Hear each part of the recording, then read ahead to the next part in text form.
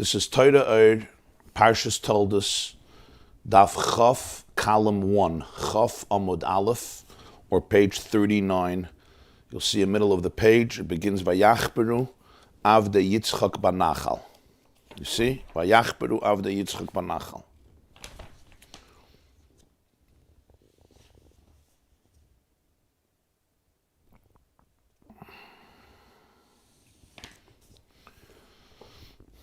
Says the Balatanya, Vayachperu Avde Yitzhak Banachal. In Parshas Toldos we have the story that the servants of Yitzhak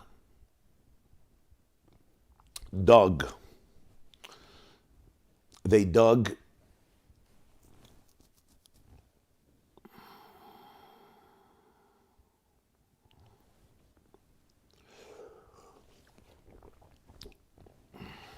let me just read the pasuk.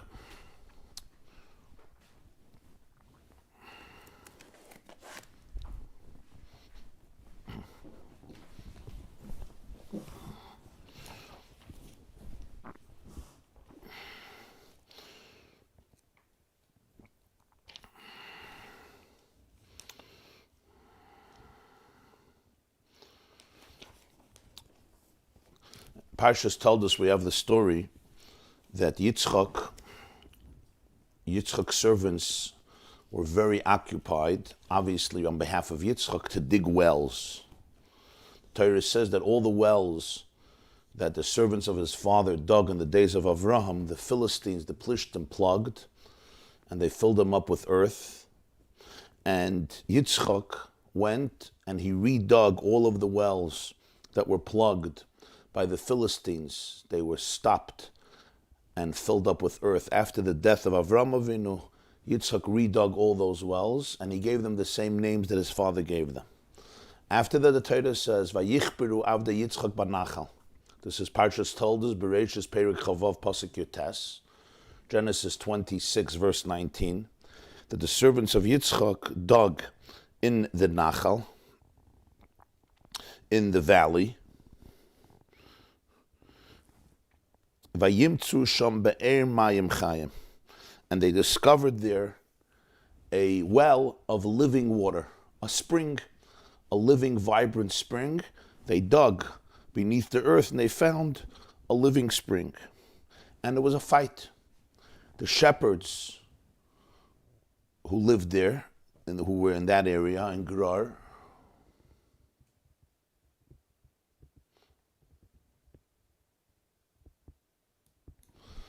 quarreled with the shepherds of Yitzhak, and they said, it's our water.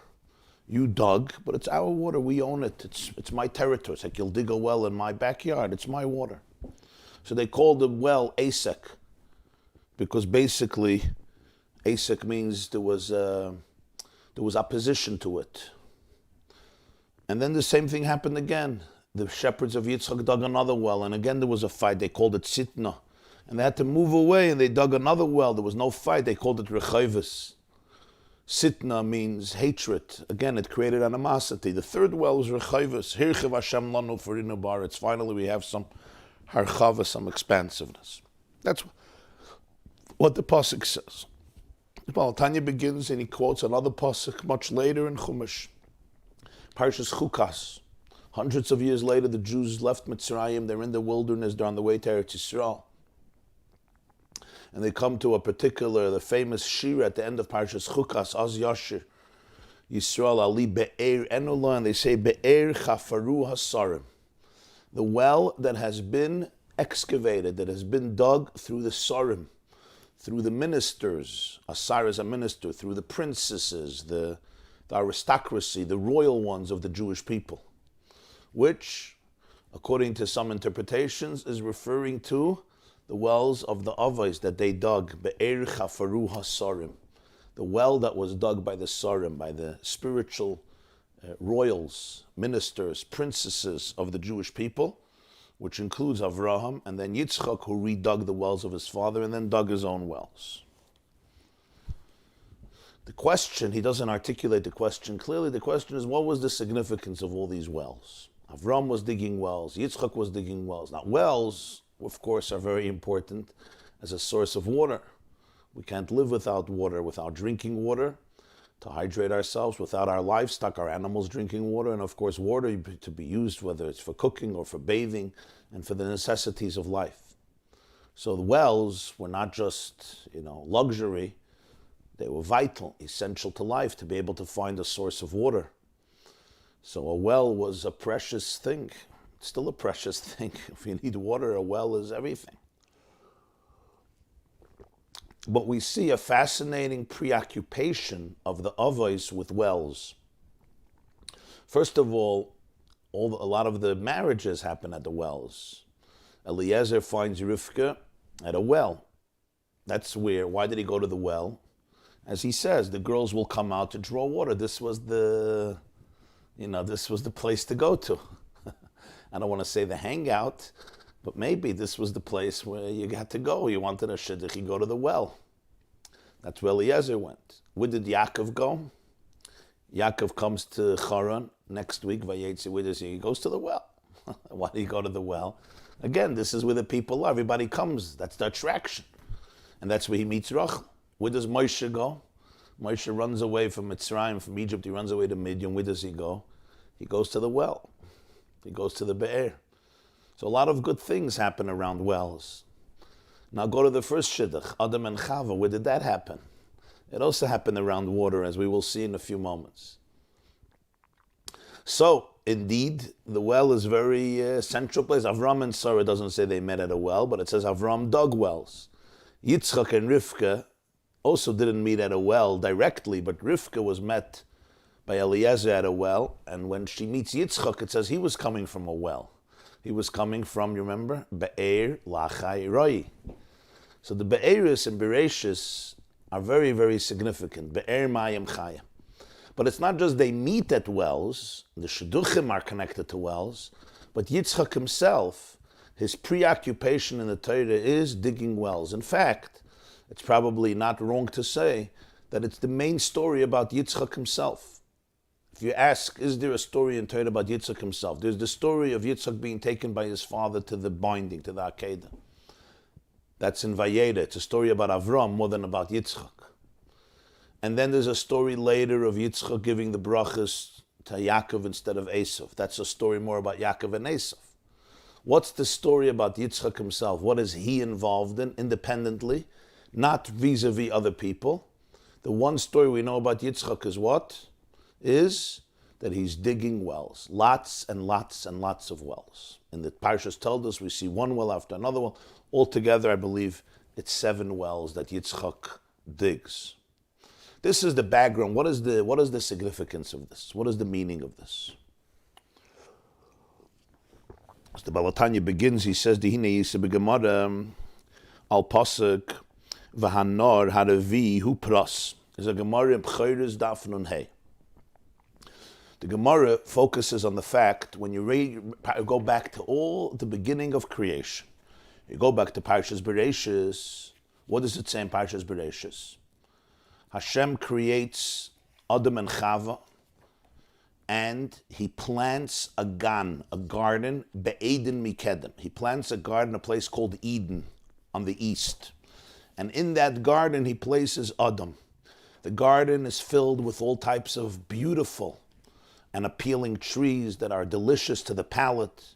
There's a tree of life, there's a tree of knowledge, all in the garden that he planted in a place called Eden. This is what we call Gan Eden, the Garden of Eden, the garden that he planted in Eden, and that's where he places Adam and Chava. But then the Torah says, Bereshis Beis Yud, Genesis 2 verse 10, V'nohor yoytze me'Eden lahashkas hasagan. A river flows from Eden to irrigate the garden. An orchard needs water. So a river flows from Eden to irrigate the garden. Lahashkas hasagan, umisham yipare v'hayalar ba'arashim. From the Gan, the river splits into 4 heads, 4 outlets. So from Eden into the Gan, there's one river. But from the Gan, there's now the river splits into 4. And the Torah goes through the name of the 4 rivers which split from after Gan Eden. So the river irrigates the garden as one river, but then it becomes 4. it splits into 4 directions. The first river is called Pishon. Rashi identifies Pishon as the Nile Delta, which I think is today considered the longest, or maybe second to the longest, river in the entire world, on our planet. That's Pishon, the first river. The second one is called Gichon. Gichon. The third is called Chidekel. V'shem anar hasheni Gichon, v'shem anar hashlishi Chidekel, which is identified as the Tigris River. V'hanar Gichon is, we're not sure. There's the debate what it is. The third is Chidekel, which is the Tigris. And then V'hanar Harevi hu Pros. And the fourth river is Pros, which is Euphrates. Of course, the Tigris and the Euphrates are 2 rivers that are in Iraq, present-day Iraq. So you have the Nile, you have Pishon, you have Gichon, you have Chidekel, you have Pros. I remember when I was a child, I was standing once at a Fabrengen of the Lubavitcher Rebbe, and he was discussing a Rashi, one of his famous Rashis, Rashi Sichos. And it wasn't Parshas Bereshis, it was a much later Parsha, but the Rebbe started to talk about the 4 rivers, and he started to say, the name of the first river is Pishon. And there was a Jew, his name was Reb Michal, and he was sitting there at the bench pretty close to the Rebbe, facing the Lubavitcher Rebbe, and he was going like this, he was into it, and he was like, yeah, like he was making us with his head like he's maskim, it's good. So the Rebbe stopped and he said, "Nu, finish the names of the rivers. Go, say the other rivers. Say the other rivers." But he wasn't responding. So the Rebbe says, anybody could say the names of the other rivers. And he started to test the crowd. There were a lot of elderly Jews over there, if they could say the names of the rivers. And there was confusion. And the Rebbe said that it's important for people to know Chumash and know the names of the 4 rivers in Bereshis. So, I hope you'll remember them. Gichon, I said wrong. Pishon, Gichon, Chidekel, and Pros. Okay, this is the pasuk. Comes the Gemara, and the Gemara says, Pchaydes, let's see, Pchaydes.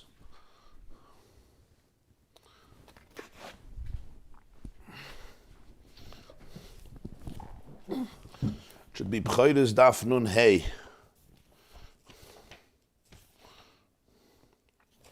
Yeah.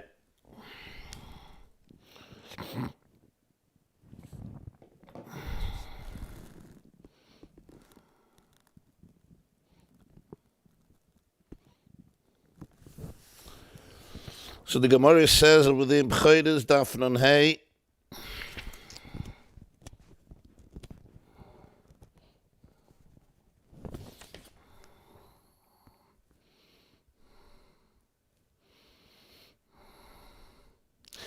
Hanoider mimei pros asur b'chol meimes shabaylam. If somebody makes a vow, interesting vow, I'm not going to drink from the waters of the Euphrates River. Why somebody would make that vow, I don't know. He's forbidden to drink all the waters of the world, from all the rivers.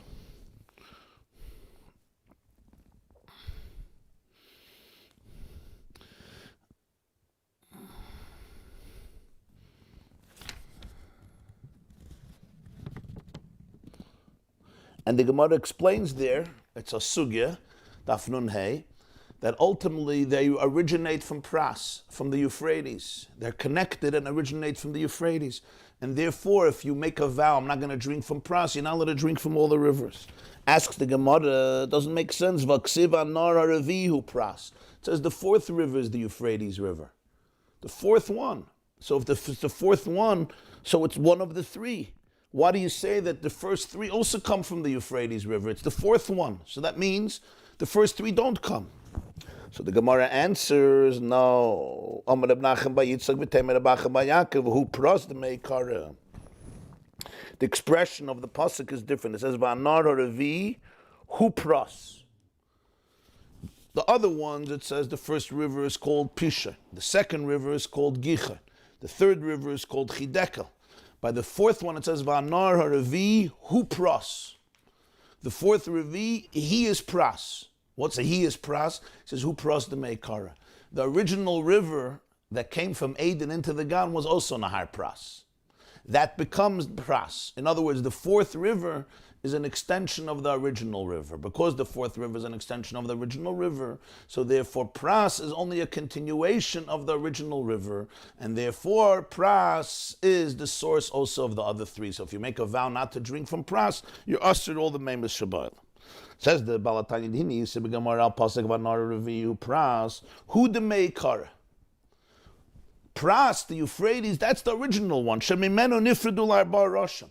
From the original one, the river is split into four outlets. Remember, Dahainu Gimel Yotzu Mimenu. Three rivers came from Pras. Vaharvi hu beyatzmai. Vanaravi hu Pras. In other words, the Gemara is understanding that the original river that comes out of Eden to irrigate the garden, that is the river that will later be called the Euphrates River. From there, the river splits into three directions. You have the Gichon, you have the Pishon, the Gichon, and the Chidekel. Vanar Haravi, and the fourth one, Hu Pras. That is the original one, Pras, which now continues through the Euphrates, what we call the Euphrates in Iraq. But that was the original river. So therefore, if you make a vow not to drink from the waters of Pras, you're forbidden all the other rivers. V'amru, the Gemara explains over there, Kol hanaharis lamata mipras. All the rivers, ultimately, are rooted in Pras. They come from the Euphrates. V'chol mayanas sheba'olam.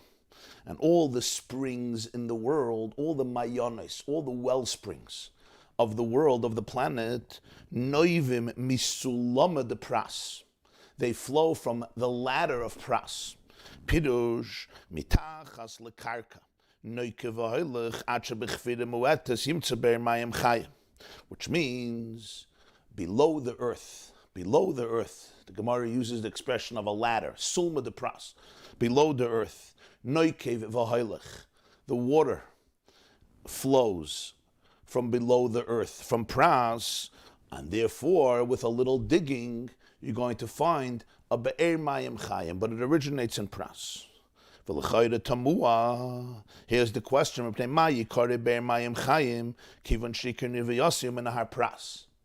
but if this is true, that it flows from the river of the Euphrates, why is it called a well of living water? It's river. It's basically rivers. It's the same water as the river. So why does it have a separate identity? And there's a difference in halacha. This is called a river, a nahar. This is called be'er mayim chayim, a wellspring, a living wellspring. If the Gemara is saying that it all originates in the river of Pras.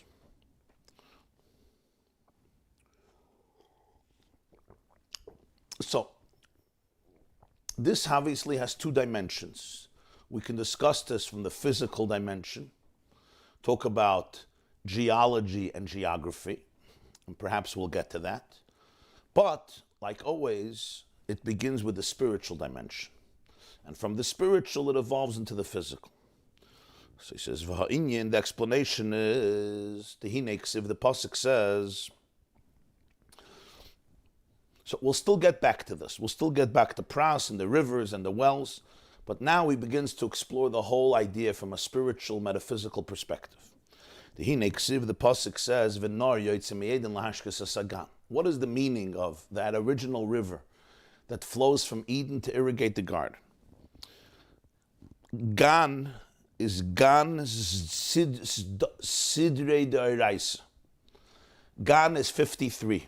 Gan is Gimel Nun. Nun is 50, Gimel is 3. So a garden is the number of 53.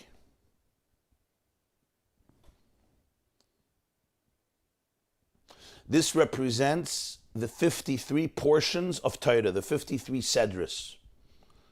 We have 53 Nun Gimel Sdorim D'Oraisa, a Seder, a Sedra, means an order. It's a section of Torah, and we read it every Shabbos in order. So from Bereshis all the way to V'zayis HaBracha, you have 53 sections. That's called Gan. So the river that flows from Eden to irrigate the garden is the river that irrigates the 53 parshas. What does this mean? Pirush ki yadua shebetchila tzarech lekabel oil malchus shamayim b'shleimus. The prerequisite of Yiddishkeit, the Mishnah says in the beginning of Masechta Brachas, Rabbi YY ben Karcha says, why do we say Shema before V'hayim Shemaya and then V'hayim Shemaya before Vayomer? Because the Shema is not in order. Parsha Shema is V'eschanon, Shema V'ahavta. V'hayim Shemaya is Parshas Ekev. Vayomer is Parshas Shlach. So it's mixed up. So he says, Rabbi YY ben Karcha says, why were they Mesaka and Shema not according to the order of Chumash? So Rabbi YY ben Karcha says, Kadesh yekabel alav oil malchus shamayim tchila v'achach yekabel of oil mitzvahs. The person should first accept upon himself oil malchus shamayim. Oil malchus shamayim literally means person accepting himself the yoke of the kingdom of heaven, and then the yoke of mitzvahs. So that's why Shema is the first, because it's Kabbalah's oil malchus shamayim. Shema Yisrael Hashem Elokeinu Hashem Echad Baruch Shem V'aftas Hashem Elokecha B'chol Levavcha, etc. So the Balatanya says, the Hainu, what does it mean to accept oil malchus shamayim b'shleimus, in a wholesome way? The Hainu laham min be'emunah shleima ba'achtus Hashem. It means to believe with complete faith in Achdus Hashem, the oneness of Hashem, the unity of Hashem. What do we mean? Shahu hamahava kol ha'olamus. That He is the one who brings all of the worlds into existence. V'hu v'kula kamei keloi chashiv, and everything in His presence doesn't have a separate existence. In other words, in kamei, this is an expression of Zohar. V'kula, everything. It's actually an expression from Daniel, but in Zohar it's quoted. V'kula, and everything, kamei, in front of Him, kamei means in His presence, keloi chashiv. It doesn't have a separate, independent significance. V'kul echad, because it's all one. Kabbalah's el malchus shamayim, the Balatanya is telling us, doesn't only mean you accept upon yourself that there's a king, there's a boss, there's a creator. That's the literal interpretation, and I guess the basic interpretation. But a wholesome Kabbalah's el malchus shamayim means that you recognize the oneness of existence, the harmony of existence, the fact that everything is interconnected, because there is oneness. It's not that there is one God and not 1 million gods. It's that there is oneness within God. In other words, Hashem is not just a reality, Hashem is reality. Not a reality, but reality. Very big difference. A reality means Hashem is a reality. I'm also a reality. My cup of coffee is also a reality. He's saying there's something much deeper. Not Hashem is a reality. Hashem is reality. Reality is one. I'm part of reality. You're part of reality. We're part of reality. All parts of my life, all the moving pieces and not moving pieces, are all part of reality. Hashem is not a reality. He is reality. And everything is an aspect of reality, an aspect of Hashem. V'kol echad. Nothing in His presence has independent significance. It's all an extension, an embodiment of Hashem's light. So you're always connected. So living, Kabbalah's el malchus shamayim, means living with oneness, tuning into the harmony of existence, understanding that you're an aspect of infinity. You are a manifestation of the divine in this world. V'kol echad, everything is one. When a person meditates on this during Kriya Shema, which is the time of Kabbalah's el malchus shamayim, this is what Kriya Shema is about, tuning in consciously with your mind, with your brain, with your existence, with your body and your soul into this. And a person will truly internalize this reality of unity. And he says, V'yasem l'libai. Sometimes it's in the brain, it's cerebral. We're not talking about it should be in the brain. V'yasem l'libai means it becomes a palpable reality. It's something that I internalize in my heart, which means it's not just I think about it as a concept, but rather I try to breathe in the concept. It should become part of my life, part of my existence, part of my emotions. So then, so then the person will accept upon himself in truth the yoke of his malchus. What does it mean, be'emes? Without this understanding, it's very hard that the Kabbalah al Malchus Shemayim should be be'emes, because there's ultimately separation. So at best, I am an eved, I'm a servant, I'm an employee. Hashem creates me and he says, listen, you have a job to do, I'm the boss, you have to serve me. But ultimately there's a sense of separateness. The Gemara has a famous expression in Gittin Daf Yud, Avde be'efkeire nichele, an eved wants to be on his own. What's El Malchus Shamayim be'emes, or as he says before, b'shleimus, truth and wholesomeness is? It's the sense of achdus. It's the sense of unity. It's the sense that there's no separation, kul echad. And he says, Ki Yaakov chevel nachalosoi chafetz cheftzam ladavka boi b'chol levavam. Yaakov is defined in Parshas Hazinu. Moshe Rabbeinu says, Ki chelek Hashem amoy Yaakov chevel nachalosoi. His nation is Chelek Hashem Kevayachal, a part of Hashem. Yaakov is the rope. Chevel is the rope of his inheritance. So the Alter Rebbe says, Chacheftzem l'davka boi b'chol levavam. Their desire innately is to cleave, to have dveikus, to have intimacy with him, with their whole heart, to be one with the true reality. Umaminim be'echad. They believe in echad. The soul naturally, innately, what does it mean, ma'aminim be'echad, is in tune with achdos. The neshama feels the achdos. This is who it is. It believes it. It's its DNA. The DNA of a soul feels, experiences itself as echad. V'chafeitzim by. That's what their desire is. Aval ein makam sheyishra by b'chinas echad la'achar shekibel alav. However, the challenge is one goes out to a world and the echad is often eclipsed. And I don't only mean outside in the big world, also in our world. The brain compartmentalizes everything. We feel separate, we feel fragmented, we feel split. We don't feel the cohesiveness, the unity. I don't always feel that I'm an embodiment of infinity. I'm completely one with Hashem. There's so much anxiety and there's stress and I'm overwhelmed and I'm burdened and I'm split. And there's a lot going on. I don't have that sense that I'm completely one and that I'm a conduit for the divine in this world. V'kul echad, everything is one. Because the word oilam comes from the word helam, which means concealment. In other words, the reality is eclipsed. And because the reality is eclipsed, so he says, sharp words, ein makam sheyishre b'bchinas echad la'achar shekibel alav.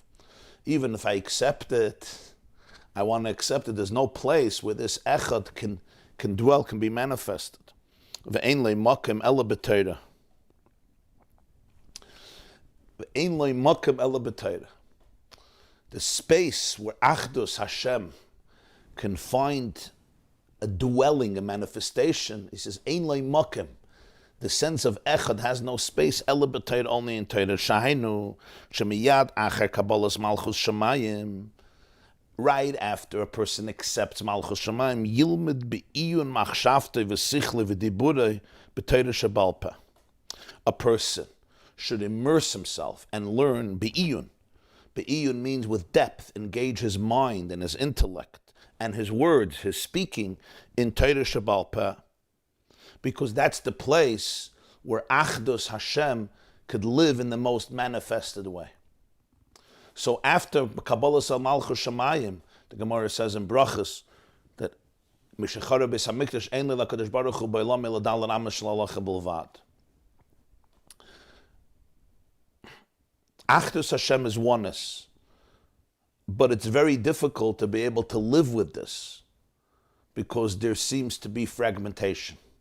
So he says, after Kabbalah Al Malchus Shamayim, after the davening, after Kriyat Shema, the person, Chazal say in Brachas, mi beis haknesses le beis hamedrash, that afterwards I ought to put my mind, be'iyun, he says, to learn Torah Shabbal Peh. Torah Shabbal Peh would mean, of course, Mishnah, Gemara, Halacha, the whole Torah Shabbal Peh, whatever it may be of Torah Shabbal Peh, the basics of what we call the oral tradition, and be'iyun.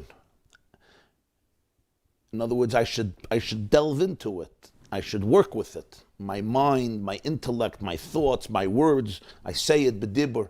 What happens? This is the place where the oneness is manifested. And before the person begins learning, he should meditate on Achdus Hashem.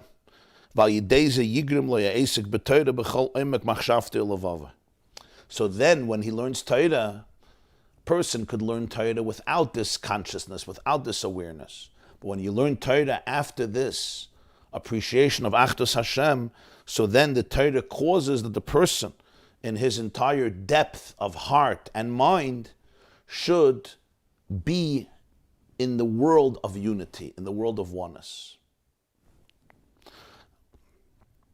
This is what it means a river comes out of Eden. Pirush. What's Me'eden? Me'eden is Me'ima Kadosh Baruch Hu Shenikra Eden. Hashem is called Eden. Eden means the delicacy, the sweet. Eden. Adinut, the word adinut, edelkeit, sweetness. Hashem is called Eden. V'nar Lashon Amshacha. The river represents the flow. That's what the nar is, a flow. Pirush. Kashe yimshach elikus mal maila lamata. Bekabolas malchus shamayim. Hamshacha zois mashke sagan shehi atayra. There's a river that flows from Eden to irrigate the garden. What's the garden? You remember Gan? Gan is the 53 sections of Chumash. That encompasses the whole Torah, because the whole Torah comes from those 53 portions. Nevi'im, Ksuvim, Mishnah, Gemara, Tosefta, Sifri, all the Midrashim, Kabbalah, Halacha, Nigla, all parts of Torah comes from the 53. A river flows from Eden. Eden represents Hashem himself, the source of all pleasure and delight. A river is the flow that comes from Hashem to irrigate, to bring water, to hydrate the garden. What does this mean? He says it means that Elokus, the divinity, the godliness, flows from Eden, and it gives water, it brings hydration, it hydrates, it irrigates the Gan. That through Kabbalas Malchus Shamayim, through Shema, the person experiences a flow of Elokus from above, below, and this flow can irrigate the Torah. Shehi dalet amas shalalacha b'makom kachik kadosh. The Gemara says the substitute for the Holy of Holies are the 4 cubits of halacha. Mishacharav beis hamikdash ein leila kadosh baruch hu b'elam al dalet amas shalalacha. After the Churban, the 4 cubits of halacha, that becomes the place of Kodesh HaKadoshim. Where is the Holy of Holies? In the 4 cubits in the Dalet Amas Shel Halacha in Torah. Oiraisa Heichola de Malka. Torah is the chamber, it's the sanctuary of the king. Shabbat Shoyra Achdus Hashem. There you could connect with the unity of Hashem, with the oneness of Hashem. That's the power of Torah. Torah is the chamber of the king. What means this chamber of the king? In Torah, you could connect with the consciousness of unity of Achdus Hashem. But there's a condition. But only if you bring the river from Eden to irrigate the garden. You can have a garden without the water. Garden without the water, you have the garden, but you don't have the water irrigating the garden. The water comes from Eden. In other words, there could be a situation, a person learns Torah, but the Torah remains, at least in his consciousness, not the Torah itself, but in the person's consciousness, the Torah could be a little detached. The Torah could not be relevant. The Torah is not fully alive. B'shas, a person davens and connects to Achdus Hashem, to the Eden, then through davening, through Kabbalas Malchus Shamayim, we explain what that means. There's a river that comes from Eden into the person. In other words, there's a feeling, an experience of Achdus. And then that experience, that flow, gives irrigation, it gives vitality to the Gan, that the Torah now in a revealed way becomes the place where the person can hold on to this Achdus. That's what he says. You have to have the Nor Yoitze Miyedim B'Tfilasa V'Shir Limudei Miyad Achrat Tefillah. And then there's the Shir of learning right away after Tefillah. This now creates a situation where the Torah becomes the most powerful tool of Achdus Hashem. In other words, there's two ways of learning Torah. One way of learning Torah is I just connect to the intellectual. Can I say something? Yeah. Connect to Hashem is when you learn. Yeah. So so that's what we're saying. There's two ways. Yeah. So when a person learns, he connects to Hashem. However, there's two states in that. One is I could just connect to the information. Sometimes it's very intellectual, it's rigorous, it's geschmack on that level. But the truth is, every piece of Torah is not just information. It's also godliness, it's divinity, it's Ein Sof. Even the intellectual halach yelech, the questions, the answers, the explanations, the halachas, are all essentially manifestations of divine oneness. But I have to be able to see it and live it and perceive it. So that's why you need the river to connect the Eden, which is Ein Sof, which is Hashem, to the Gan, to the garden, which are the 53 parshas. That's what davening does.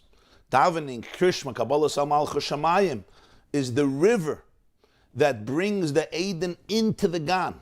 The river comes from Eden and it irrigates the Gan. It gives the Torah the revealed for the person. The Torah is the place, it's Kodesh HaKadoshim. That's where Hashem dwells. B'shas the person brings a river from the Eden. Lahashkes Hasagan, now the Torah becomes the place where the human being can always connect, right after davening, bring in Achdus Hashem into real life through Torah.